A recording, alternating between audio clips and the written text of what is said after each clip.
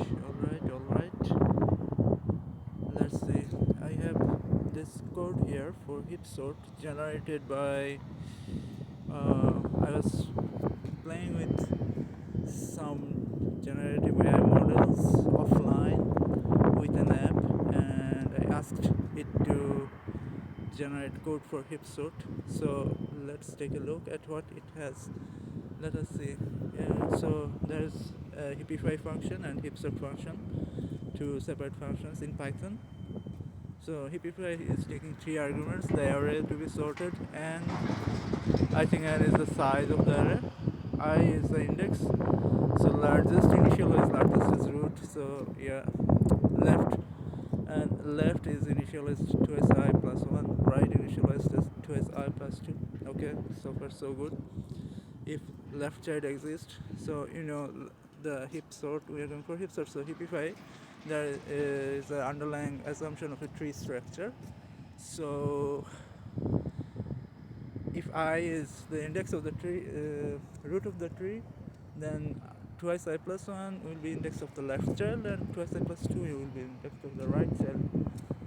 So first we are checking if left is less than n, so checking for the if the index didn't go out of the root, and if array I is less than array left, so we are checking here if the root is less than its left child, or if it is not, if it is less than its left child, then largest is assigned left.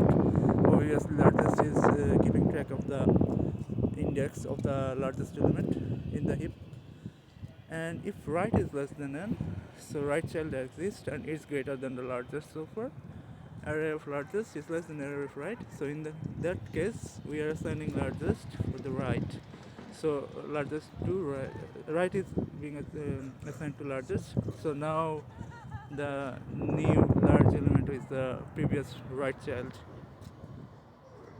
Next, if the largest is not root, so largest not equals to I, so we have array I and our largest, so the two on the previous two positions we are swapping them.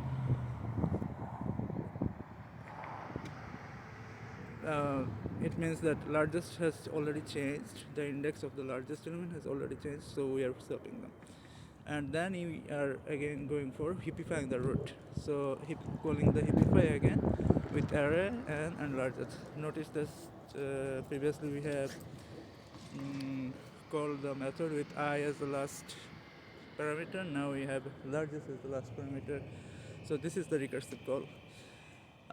Next we look at the Heapsort function. So far heapify is looking good, and next we look at the Heapsort function.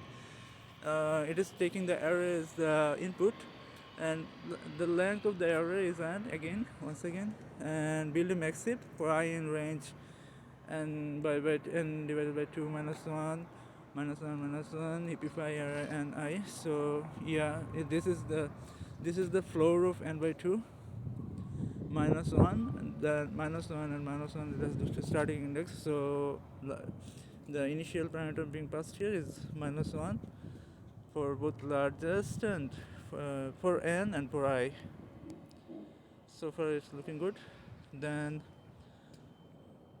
1 by 1 extra elements for I in range and minus 1 0 minus 1, one step at a time, where I or 0 is swap, then heapify.